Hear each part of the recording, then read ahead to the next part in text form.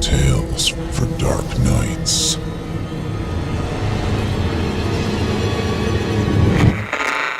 Want to make sure you never miss a Chilling Tales for Dark Nights video again? Be sure to subscribe and hit that bell to turn on notifications. The following program is a production of Chilling Entertainment and the creative team at Chilling Tales for Dark Nights, and a proud member of the Simply Scary Podcasts Network. Visit simplyscarypodcast.com to learn more about this and our other weekly storytelling programs, and become a patron today to show your support and get instant access to our extensive archive of downloadable ad-free tales of terror. Thank you for listening, and enjoy the show.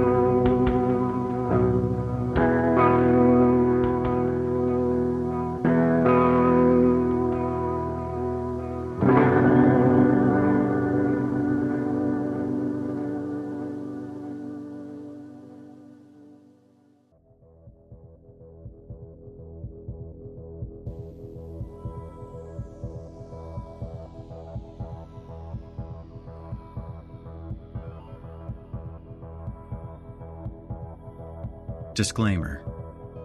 Horror Hill is a horror anthology podcast bringing you scary stories from all corners of the internet and beyond. As such, certain stories include content that some listeners might find offensive. Listener discretion is advised. Well, hello there, listeners, and welcome to Horror Hill. I'm your host, Erik Peabody, and we've got a couple of fun ones for you tonight. Make sure that you're all settled in and ready to begin, because these two stories are as terrifying as they are snappy, so you won't want to stop in the middle to make your popcorn. Our evening begins with Pizza and Macaroni by B. Griffin. Connor and Sam are young twin brothers. Though they both get along famously with each other, theirs isn't what you'd call a happy home. The increasing tension between their parents is suddenly augmented by something otherworldly in the house, and the twins need to stick together if they are to weather both storms. For the cherry on top of this creepy cupcake, we have Olivia Steele as a guest, playing the role of Connor and Sam's mother. Following that, we'll be diving into The Timekeeper's Watch by G. Gray. This story opens with a grumpy old clockmaker closing up his shop for the evening. Just as he's about to turn in and call it a day, he hears a knock on his shop door. An odd stranger is waiting for him with a seemingly run-of-the-mill request. He wants the clockmaker to fix his pocket watch. What the clockmaker doesn't know is that this interaction will change his life and the life of the stranger forever. And, as if one guest appearance this episode wasn't enough, I'd like you all to join me in welcoming Paul McSorley to this story, who will be providing the voice of the clockmaker. As you might already know, Paul hosts another show titled Fear from the Heartland on our same network. You're listening to the standard edition of this program. If you'd like to show your support and enjoy ad-free versions of this and hundreds of tales from our audio archives dating back to 2012, visit chillingtalesfordarknights.com and click Patrons in the upper menu to sign up today and get instant access. Did I mention they're ad-free. Thank you for your support.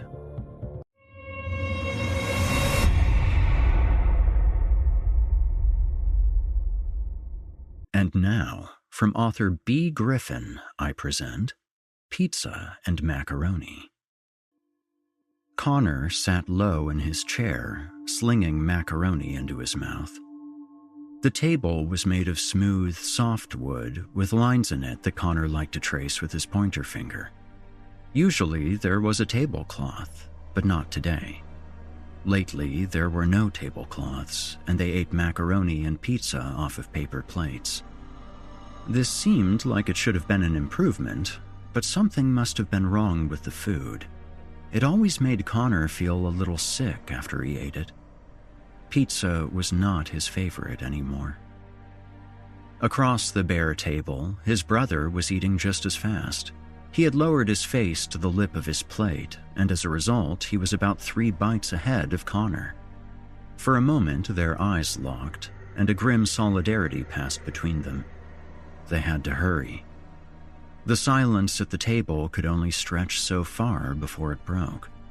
His parents' heads were slowly tipping forwards, and they were staring harder and harder at their plates, as if they were trying to read something among the soggy noodles. Any second now, Connor thought. He put too much macaroni in his mouth and almost choked. "Done!" shouted Sam, and after a few more frantic scrapes of his fork across the plate, Connor shouted it too, an echo with only a slight delay. They had escaped. The twins were never sent out of the dining room exactly, but the dark electric charge in the air between their parents inspired them to slip out of the hard kitchen chairs and run for the living room faster than anything their daddy could have shouted at them. They ran to the living room. Normally, they would have kept on running all the way down the stairs into the basement where their toys were, but Sam had thrown the door open and stopped completely, as still as a statue. Connor ran into him impatiently from behind. "Move, Sam, I want to..." He stopped. He stood silently next to his brother, and they looked down the stairs together. There was a face down there, in the dark. Although the light from the living room only made it down to the 3rd step, the face at the bottom of the stairs was clear and white against the black of the basement. It did not move, not even a little. Its mouth was open. It had piano key teeth. Its eyes were 2 small sparks of light buried in deep black sockets. It had thin hair that had been blown straight back from the gray-white skin that clung tightly to its skull.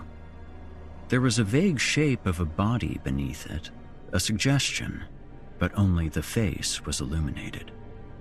Connor could not stop staring into its mouth. It was like an open door. "Is it alive?" Sam asked. "I don't know," Connor said. He and the thing were staring at each other. He wondered if it was staring at his brother, too. "Should we turn the light on?" The basement light was set into the wall 4 steps down, exactly where the darkness started. It would mean moving their fingers, their hands, maybe their whole arms into the dark, where that face was. "No," Sam said. "No," Connor repeated. They stared at the face, and the face stared back. The living room smelled like crayons and carpet. In the kitchen, their parents had started their fight. Everything was normal, except for the face in the dark, staring up at them. "Mom?" Connor said. "Mom?" There was no answer, just the sound of shouting in the kitchen. Mom couldn't hear him. Sam was holding a rubber ball in his hand, one of the colorful ones that the dentist had given them. As Connor watched, Sam slowly tipped his hand forward, and the ball bounced off the carpet and onto the basement stairs. It made a lonely plink every time it hit a step. It was getting closer to the face. With the next bounce, it disappeared into the dark, and the face moved. It turned to look at where the ball must have gone, on a neck that tipped violently to the side like a loose spring. It wasn't just a face in the dark. It could move. It was alive. Before he had time to think, Connor slammed the door. He had a wild vision of the thing scuttling up the stairs towards him as he moved, so real and frightening that he ran back into the corner of the living room as soon as the door was closed, ready to scream. But there was nothing. No sound on the basement steps. No scratching at the door. Only their parents shouting, and his heart beating faster than he could run. The two of them sat against the wall in the living room, watching the door. "I don't think it's coming up," Connor said. "What about when we go to sleep?" He hadn't thought about that. The thought of that face creeping out of the basement and into their room made him feel like crying and throwing up at the same time. "Maybe we could lock it down there." It was the only plan they had. They pushed the couch against the door. Connor wished that there was something else in the room they could use, something heavier, but there was nothing. He tried to wedge the pillow from the couch under the door to jam it, but the pillow was too fat and soft to do the job properly. "Are you boys still awake?" Their mother said from the doorway. Connor jumped and Sam yelled. She frowned at them. Her face was red from crying. "Did you move the couch? Don't do that. Don't move the furniture." "Leave it for tonight, please," Connor said. The feeling like crying and being sick had come back. "Please." She frowned. "Go to bed," she told them. Her voice was in her nose. Connor and Sam slowly left the living room, trying to reassure themselves with the quiet stillness of the room, the solidity of the couch against the door. They had to pass the kitchen to get to their room. Their dad was sitting at the table. He looked up as they walked through. "How about we get out of here one day, eh, Sam?" he asked. His voice was too loud. "Doesn't that sound good? Just you and me?" Sam mumbled something. Their dad caught him in a quick, rough hug as he passed, and Sam ducked out from under his arm. Dad had always liked Sam better. Connor knew it. It bothered him sometimes, but not today. In their room, they watched their bedroom door and tried not to picture that white face appearing at the foot of their beds. After lying very still in bed for what felt like ages, Connor slipped out of the room and into the bathroom. He knew where their mother had hidden the nightlight, the one their father told them they were too old for. He grabbed it from the drawer and darted back to their bedroom. He plugged it in, and a halo of yellow-orange light sprang from the bulb. Connor felt better. He knew it was for babies, but he felt better. In the morning, Connor remembered the night as long and horrible, even with the nightlight. Some stretches of it were hazier than others, and he thought that maybe he had fallen asleep during those parts. He was shaky at the breakfast table, but his mother didn't notice. Her eyes were dull and sad, and she only looked at the table without a tablecloth. As they walked out of the room to go to school, Connor dared a look back at the basement door. The couch was gone. The door was ajar. Panic chased him out into the yard after his brother. "She probably moved it after we went upstairs," Connor was whispering as the brothers walked down the street to their bus stop. He couldn't stop thinking about the open door. The face could have been anywhere in the house last night. It could be anywhere right now. Sam had pulled the collar of his t-shirt into his mouth and was chewing on it, a habit that he was supposed to have broken. They didn't talk, just marched on towards the bus stop, leaves and gravel crunching underfoot. Sam didn't have any solutions, which was making Connor upset, even though he didn't have any either. Hi! It was Brandon, chasing through the neighbor's bushes to join them. He was always beaming when he saw the twins, even though they weren't really friends. Not the kind of friends who played together at recess, anyway. Hi, Brandon, Connor said, even though he wanted him to go away. Brandon, do you know about monsters? Sam asked, staring gravely into Brandon's round, red face. Why are you asking him? Connor demanded. Because he talks about scary stuff a lot. Connor twisted the ends of his sweater sleeves in his hands, breathing in the sharp fall smell in the air. He had forgotten that about Brandon. Yeah, Brandon said. He straightened and pushed up his glasses. It looked as though he were trying to copy Sam's serious face. I know about monsters. What do you do with them? Sam demanded. What makes them go away? It depends, Brandon said. He adjusted his backpack straps and looked out into the distance as if the conversation was boring him. He couldn't hold the pose for long. Why are you asking me? He demanded. Did you see one or something? Yeah, Connor said. Yeah, Sam said. Brandon looked nervous. Really? He said. You're not lying. No. It was enough for him. Wow, he said. That's cool. Neither of the twins replied. Connor wanted to punch him. Well, you have to observe it, Brandon continued.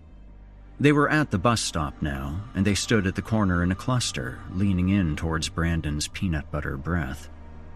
That means watch it. You have to see what it likes and what it doesn't like. Vampires don't like garlic. We're just supposed to try to feed it and see what happens? Connor scowled. Brandon shrugged. I don't know. You have to do experiments.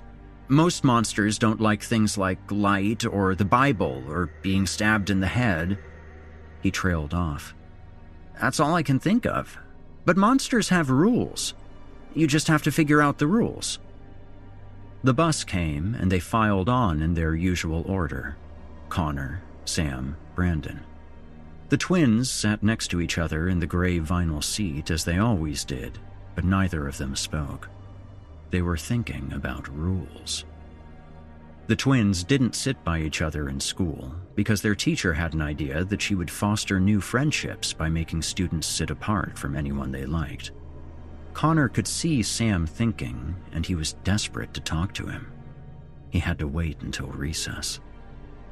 It's light, Sam whispered to Connor as they crossed the blacktop and moved towards the swings. It lives in the only room where we can't turn the light on.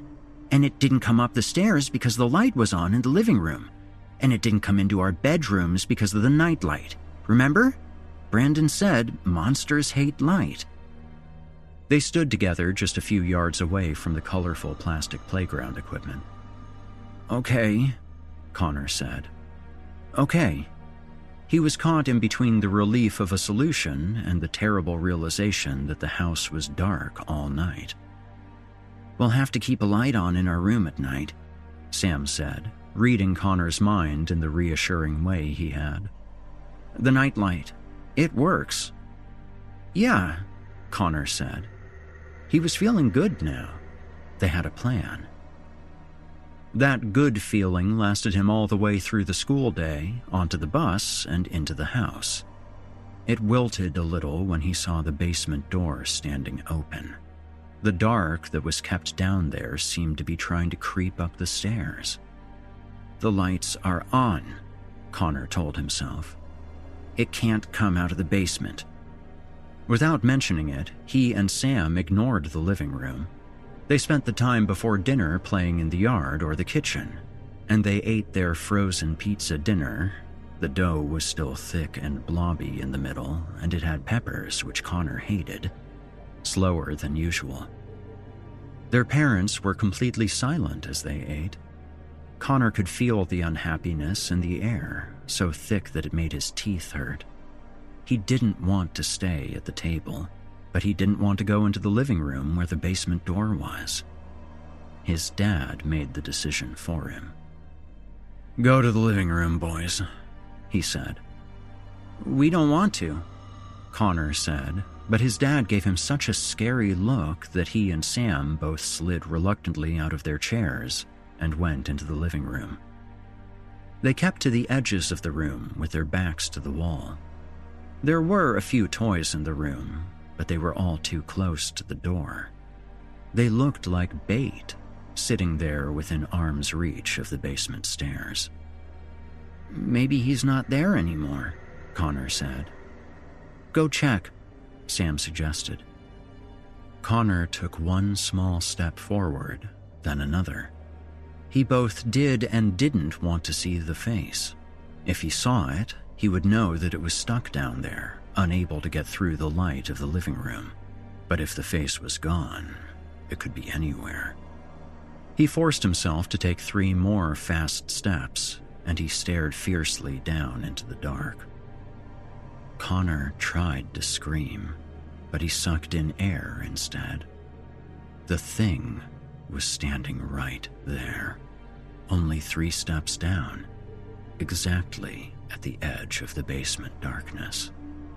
Connor could see the long, crooked teeth that only barely fit in the gaping mouth, and the strange, mottled pattern on its face. It looked more real today. It looked like it might reach out and touch him. It looked like it was studying him. "It's closer," Connor said. He was breathing so fast that it was making him dizzy. "It came up the stairs. It's almost at the top." His voice was high and panicky, but he couldn't look away. Sam appeared at his side, and they stared down together. The thing was staring back up at them with those 2 mean, shining spots that were its eyes. Connor's heart was beating so fast that it almost hurt.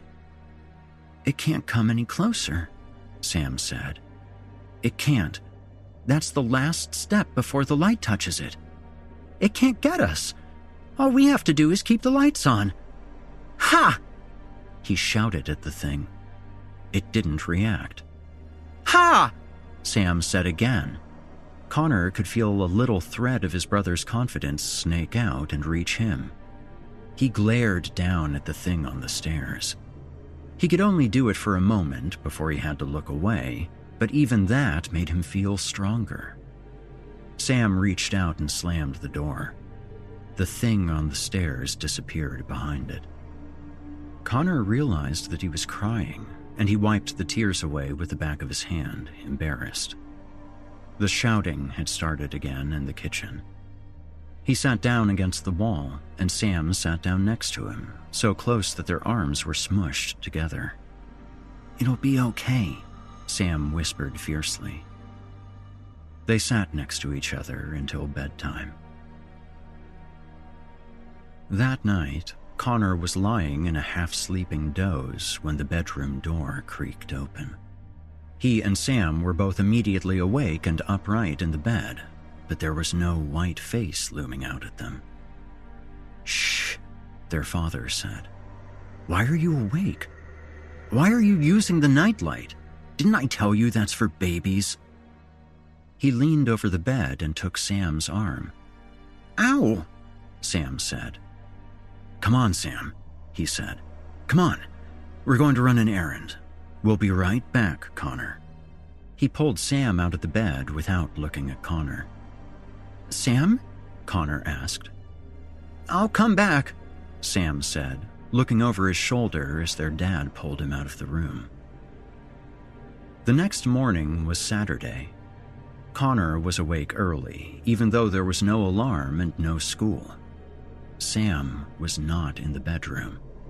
Connor hurried out into the kitchen. No Sam. He looked in the bathroom and the living room, but Sam wasn't there. The door to the basement was still closed. His mother appeared in the living room as Connor was staring out the window, looking for signs of Sam. "Where's your father?" she demanded, and then, blinking, she added, "Where's Sam?" "Dad took him on an errand," Connor said, last night. He woke him up and they left." There was a look growing on his mother's face, like she had just remembered something terrible. "Oh," she said.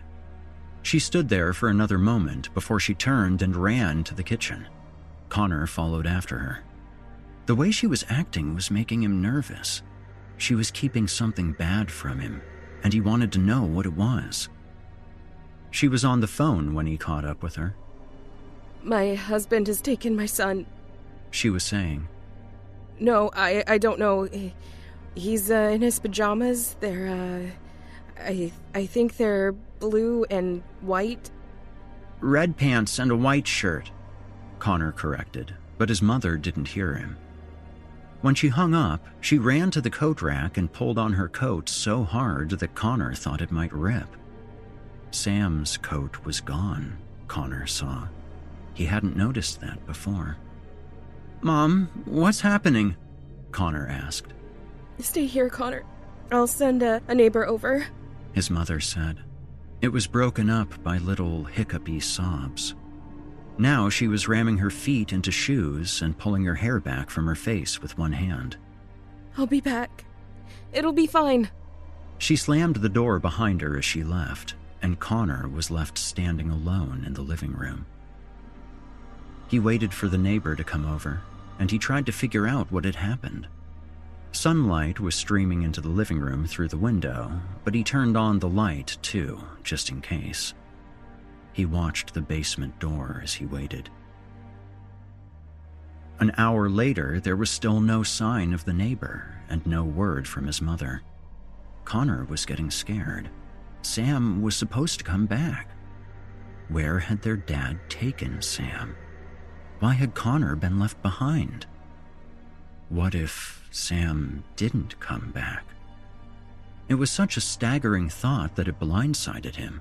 He had never thought it was possible until now. Until right now, when he was alone and his mother had run out of the house looking so scared, and she had called someone on the phone. Sam might not come back. The thought sunk into him. It was then, as he felt the crippling weight of his brother's absence, that the doorknob on the smooth white basement door began to turn. Connor stared. The door opened, just enough to fit a face, white and staring. It can't come into the light, Connor thought. It can't come into the light. Sam will come back. It can't come into the light. The door swung open until the sun shone on the thing with the white face and the thin, wiry body. It grinned with its piano-key teeth. The thing stepped forward, directly towards Connor, directly into the light.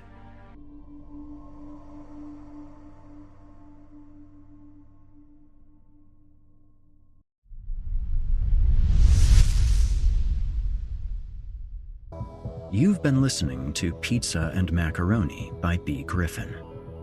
B. Griffin is a newer writer, currently making the transition from the horrors of copywriting to the much more exciting horrors of fiction. I'll add that I personally am looking forward to more of their work.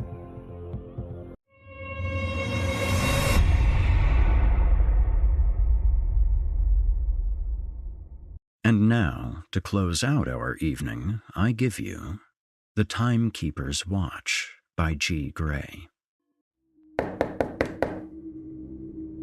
The cracking at the front door startled the older gentleman.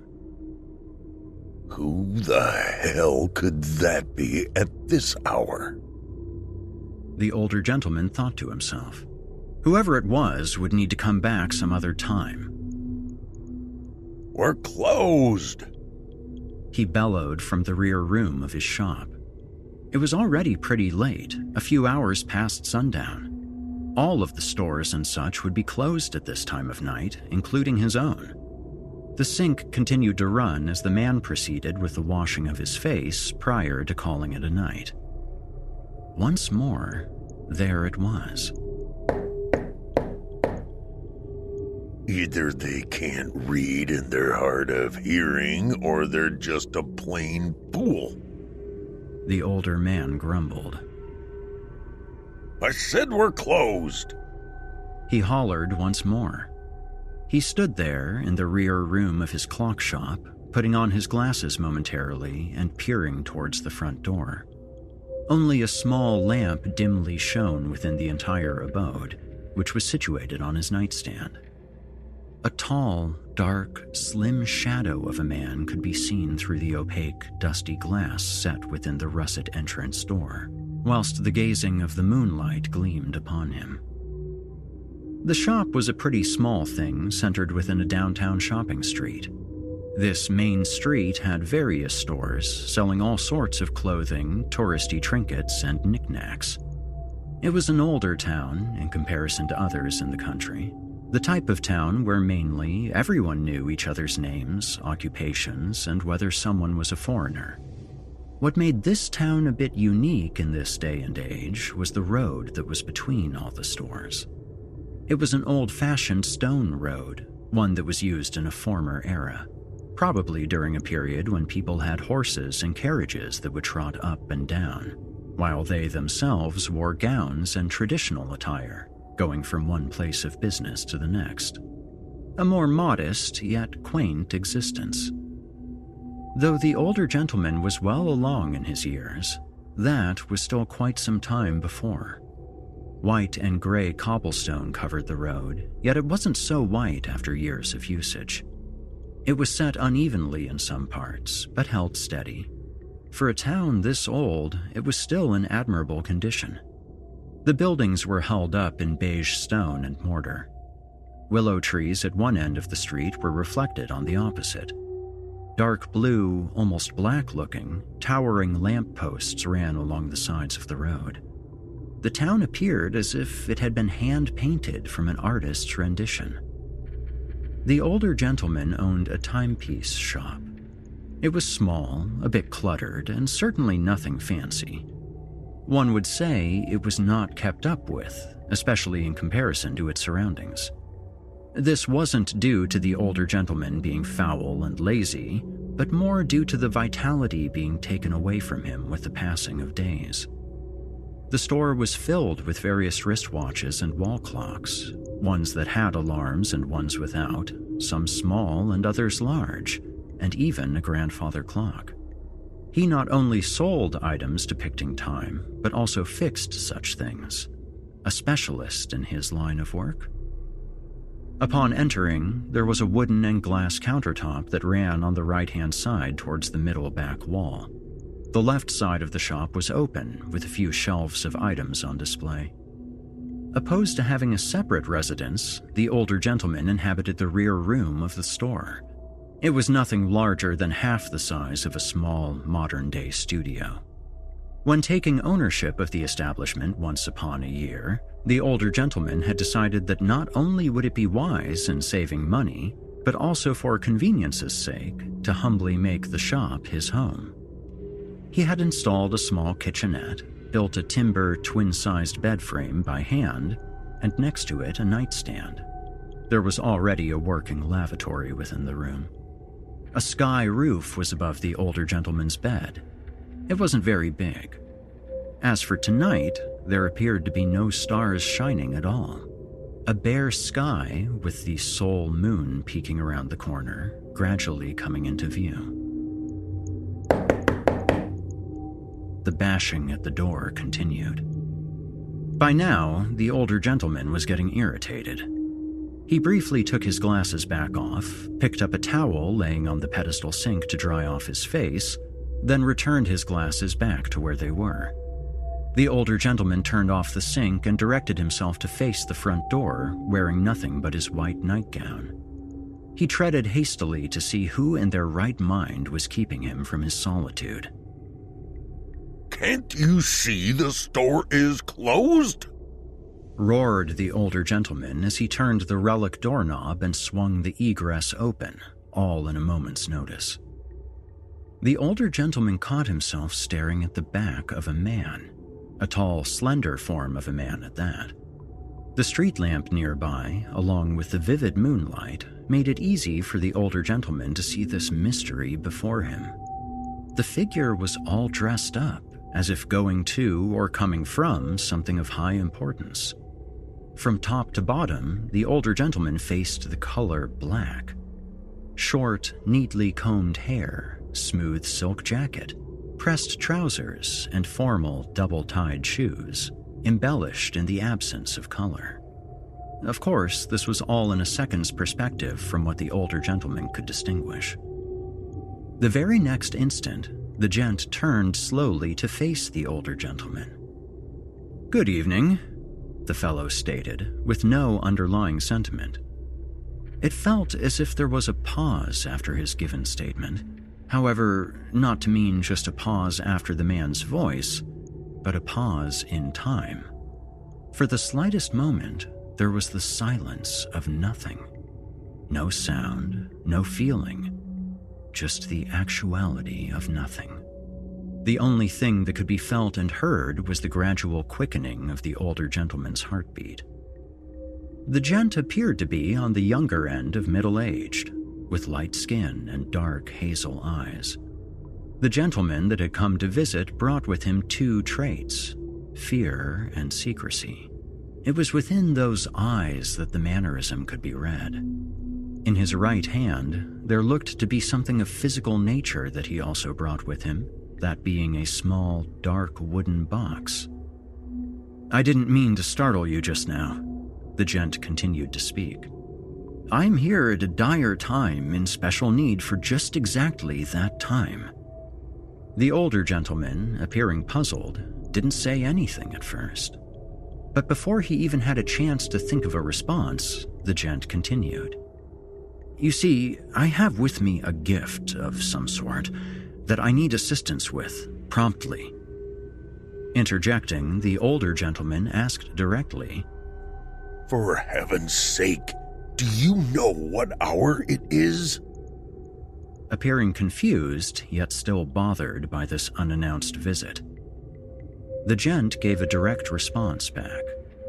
"Why, yes, I am quite aware.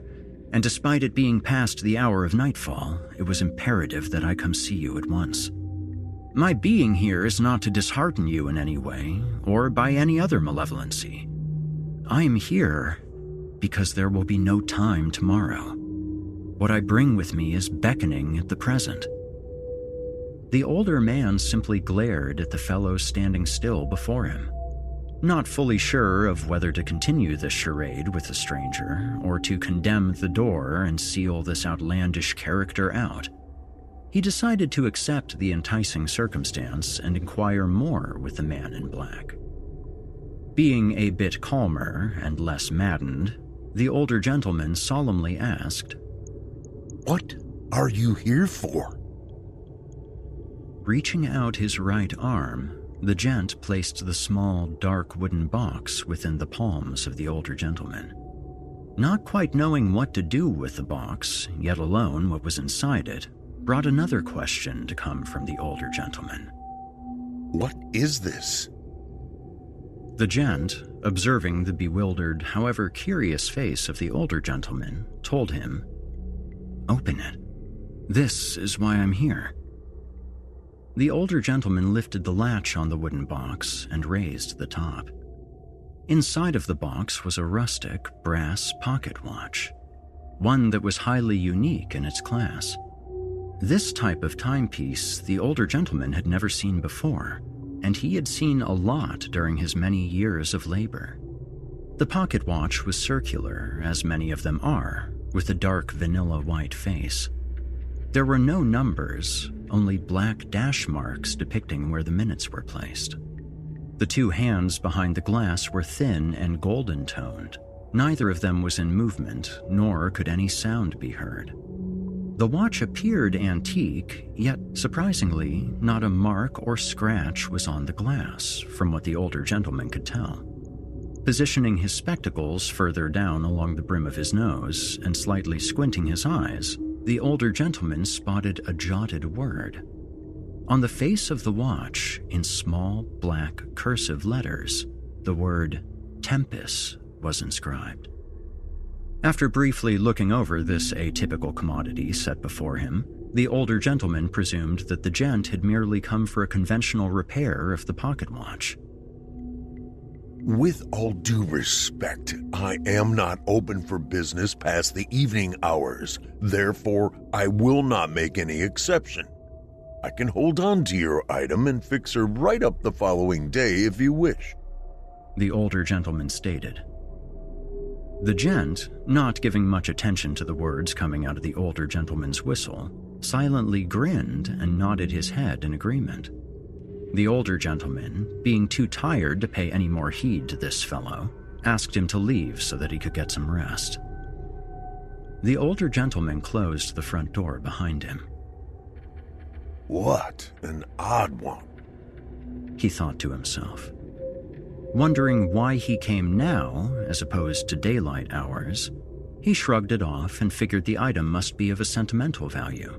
The gent was clearly not from around here and probably was heading back home soon, wherever that may be. The older gentleman began to gently make his way to the counter on his right-hand side to place the wooden box upon it. He would get to work on it in the morning, or whenever he felt like it for that matter. Some days, it appeared the man had all the time in the world. Situating the small box on the glass countertop, with the lid still open and the face of the watch looking upright, the older gentleman yawned ferociously and was ready to step back into his rear abode to finally call it a night. Preparing once again to go to bed, the older gentleman wearily tucked his cushioned slippers under the bed frame. He took off his glasses, rubbed his eyes, and leaned in to turn off the nightstand lamp. But the moment his fingers grazed the switch going from light to dark, he flipped his head quickly at a sound. It was a soft sound at that, one that he was not familiar with. Now, there were numerous little deviating sounds within the entire complex due to the various clocks, watches, ding-dongs, and such that would tick and stutter throughout the night. So sound was normal. But this wasn't one of them. It may have had a tone as familiar as the rest, but it was still just different. Like when a centipede and millipede cross paths with one another, they are similar, yet different. The older gentleman placed his glasses back on his face and leaned up from the nightstand, the lamp remaining on. He scouted the main storeroom slowly from his bedroom, seeking to hear what exactly was making this slight indifference of sound that he was not accustomed to hearing. After a few moments of pondering and sheer concentration, he pinpointed the sound to the left-hand side of his shop, possibly coming from along the countertop. He stepped into his slippers and staggered towards the glass counter. The closer he got, the clearer the sound became. His eyes focused on one thing only, that being the newest item within his store. There it was, the little wooden box with the pocket watch, clicking away in resonance. The older gentleman stood above the box, looking down at the watch, whose hands were in movement, but only at a snail's pace. They were barely moving. 1 second on the clock face felt like 10 seconds of actual time. The ticking sound of the timepiece was a unique one at that as well. Despite these findings, nonetheless, it was still working. There appeared to be nothing really broken. Standing still, gazing upon this anomaly, the older gentleman felt perplexed. Why on earth would someone come after closing hours, insistent on my presence for a watch that does not appear to be needing a fix? Thought the older gentleman. A tiny screwdriver sat on the wooden shelf behind the glass counter. Inquisitive, he figured that it would only take him but a quick instant to pry off the backing of the watch and look inside. The older gentleman didn't remember the timepiece ever working when the stranger had given it to him, so now he only wanted to satisfy his curiosity. One last action before tucking in for the evening. Taking the screwdriver, the older gentleman unpicked the minuscule screws set forth in the backing. He removed the brass tarnished back and placed it aside. The older gentleman took a nearby lens used for enlarging small details, which is like a modern-day magnifying glass. He focused on the inside mechanics of the watch, looking intently at all within. A blank look encompassed his face, stunned by what he saw. Not only were the mechanisms working just fine, but there was a microscopic word etched upon the inside of the piece. This word is what gave the older gentleman a cold chill in his bones. It was his name. Nothing more but that. The older gentleman dropped the lens to the counter. He quickly placed the covering on the backside of the pocket watch and worked the screws back in. Not thinking twice about what he had seen, the older gentleman told himself that it was an obvious mistake or joke or some other rational reason that would explain this conundrum. Imagination, perhaps? The older gentleman was not aware of any brand or make of watch which went by his uncommon name. Utter coincidence. Leaving the open box with the watch on his counter once more, the older gentleman walked back to his rear room in hopes of finally resting his weary head. After sitting down on his bed, slippers tucked under as routine, he placed his glasses on the nightstand. Before he laid back, though, the sound he initially investigated grew faintly louder and a tad quicker. Not so loud as to be exceedingly noticeable, but just ever so slightly to be distinguished. The older gentleman's ears were already semi-focused before on the sound, therefore he was able to pick up this variation. The older gentleman simply sat there and listened. A bit louder and faster, it grew as the seconds went by. Like climbing a flight of stairs, it was going up, but ever so slowly. The older gentleman put both hands on his knees as he sat on the bedside. He felt a sudden, measured tingling sensation flowing through his veins towards his core. A small, sharp sense of pain struck the older gentleman's chest, a needle being pulled through a sheet of cloth. He figured that he was in desperate need of sleep, as he was not able to keep his body up so late anymore. A bit delusional, the older gentleman continued to listen to the rising sound of the pocket watch from afar. It continued to get louder, and little did the man realize that the seconds were turning into minutes. While the older gentleman continued to sit there, the pain from within his chest came and went, such as rain coming and going in a day. The man finally rested his body flat on the bed, peering up at the miniature sky roof above. He listened to the sound of the watch clicking away, still gaining volume and speed one bit at a time. The sharp, subtle pain rose in the older gentleman's chest once again. It was more than before, not holding back so much as it had moments ago. The older gentleman wanted to believe that it was something of lesser value than what it was seeming to be. If only that belief was factual. The older gentleman cringed on his bed, moving his limbs with the measure of the pain. He closed his eyes briefly, wishing to any god that roamed this hour to take the agony away.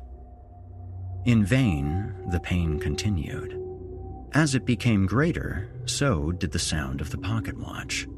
The hands of the piece were now almost in full, regular movement, just as the hands ought to be. The sound of the watch appeared to be nearing a peak, a loud, ghastly tick-tock at that. The pain was becoming unbearable for the older gentleman, as he still lay there, flailing his arms in a circular pattern and his legs not ceasing to stop. The older gentleman's chest felt like a brick was being pummeled into it, all the while nails being driven through his aching heart. He was aware that this day or night would come, of course. He just didn't know when. They say the reason one's life will flash before their eyes is due to the body being in an unknown occurrence. Therefore, the mind is trying to sort through all memories in frantic need of a solution. This experience was befalling the older gentleman. It was confirmed that the older gentleman's time was near. With the sound of the strident pocket watch in the background, the older gentleman knew that even if he cried for help, no one was near enough to hear. However, even with the ear-splitting sound, the older gentleman heard something else.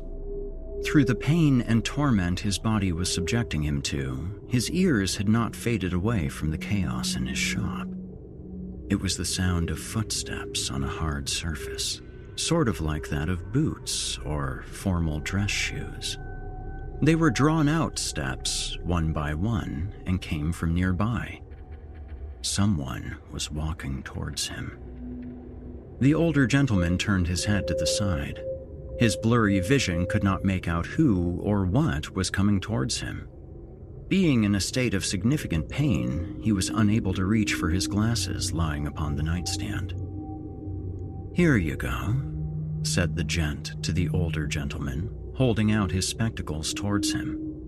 The older man grabbed them carefully with his shaky grasp. The blood in his arms was giving way. What are you doing here? The older gentleman managed to coughingly spit out.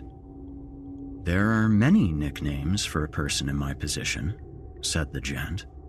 "And to solely tell you would be an injustice towards you. It would be of the highest value for you to learn all that I have in due time. And speaking of time, yours is about to be up, along with mine." The older gentleman was sweating profusely and lacked the confidence of breath. As the sound and speed of the pocket watch grew faster, the heartbeat of the older gentleman grew slower. The gent went on. "My time is near as well, great sir, and I have selected you to take my place. You will be the noble keeper of time, that is. You will set forth unto this world the one thing that always continues and never relents, the component that runs nature in its entirety."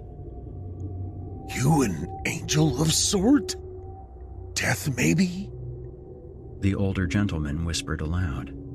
He was grabbing his chest with his right hand, as if trying to reach through his skin and yank out his ever-failing heart. No, great sir. Death remains in its own element. Time, however, is what makes and brings death, along with life, to be surreal. But opposite of time itself, I am in no position to remain constant. Every millennium, the token is passed to the next. The great choice of mine at this exact moment is to determine who I see fit. I have selected you, the fellow spoke. Token is the watch? The older gentleman asked, in pain. Yes, precisely, answered the gent. Why me? The older gentleman screamed as a stabbing-like pain ripped through his body. When you take my place, you will find the answer, sir. Seeking a light in a storm, it will eventually be there, the gent quietly responded. The pocket watch was running in full movement, louder and faster than ever. The older gentleman grasped the sheets of his bed with his fists, stretching his body out, naturally fighting the pain. The gentleman walked towards the beating pocket watch and picked it up. He then retreated to the older gentleman's bedside and kneeled. The gent grabbed the left palm of the older gentleman's hand. This is yours now, great sir. Both of our times are now upon us. The gent sincerely spoke. The older gentleman, having no more energy to keep his eyes open any longer, with his body slowing down in its thrashing movements, calmly grasped the watch in his palm.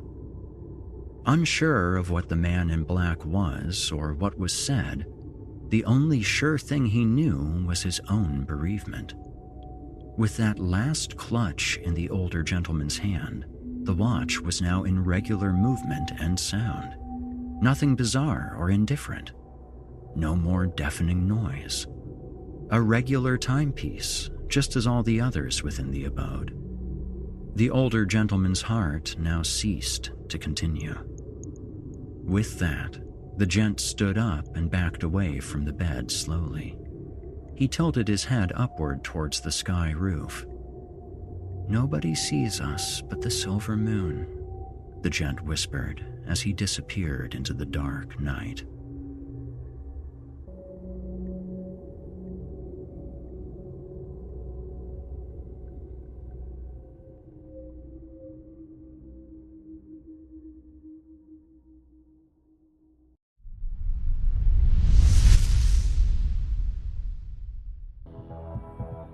You've just heard The Timekeeper's Watch by G. Gray.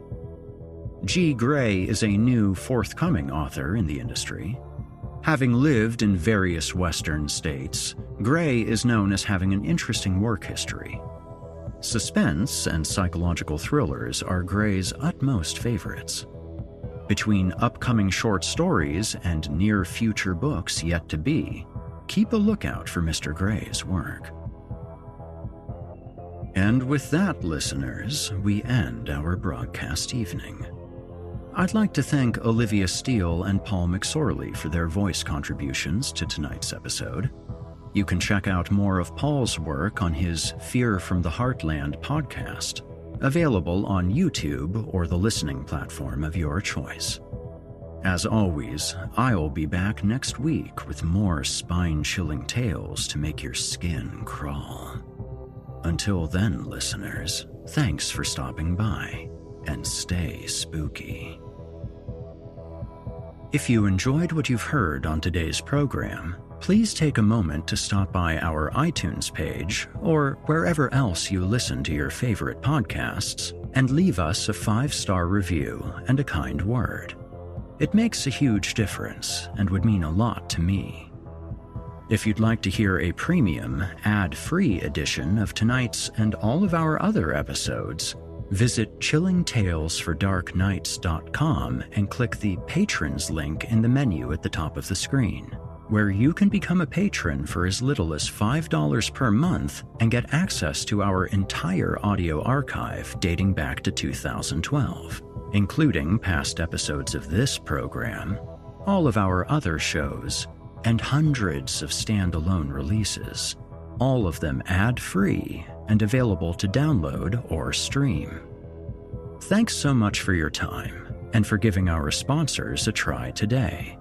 When you support our sponsors, you help support this show, and that means a lot to me.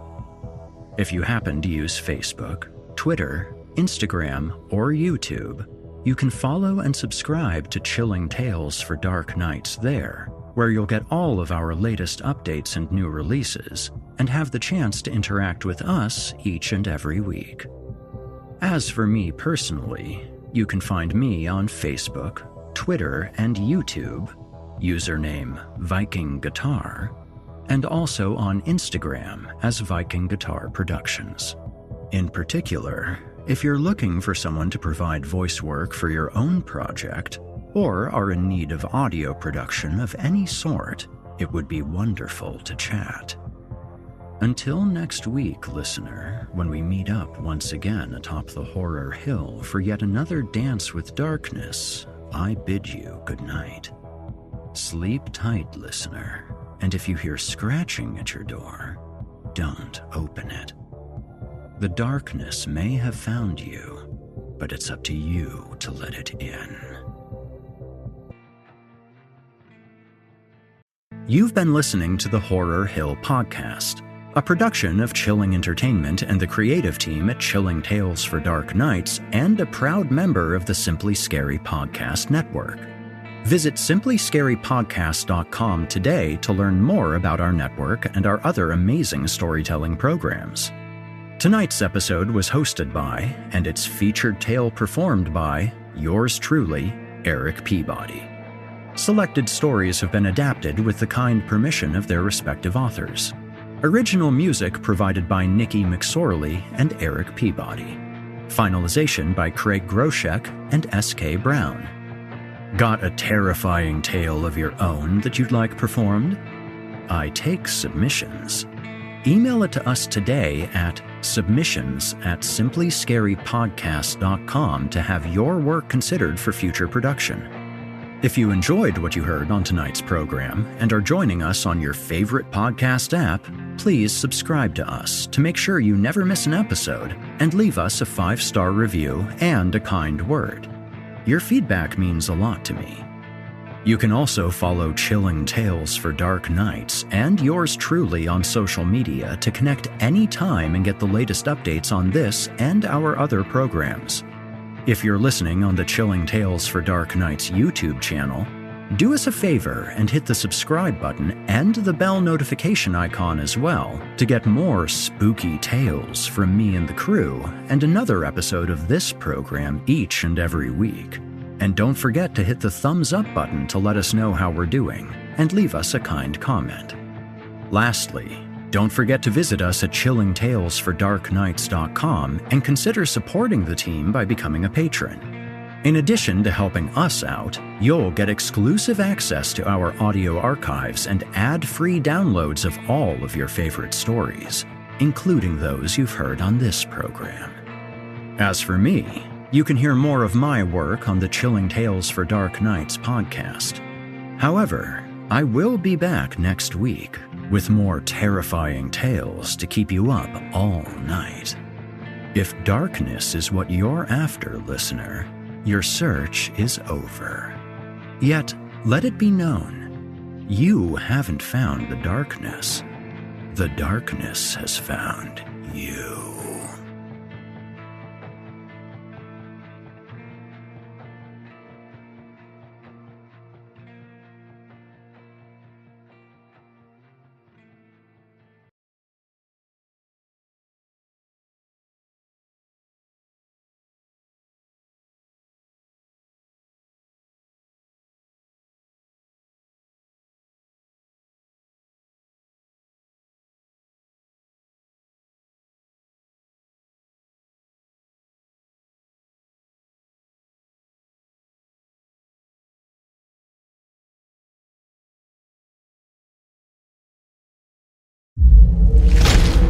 Chilling Tales for Dark Nights.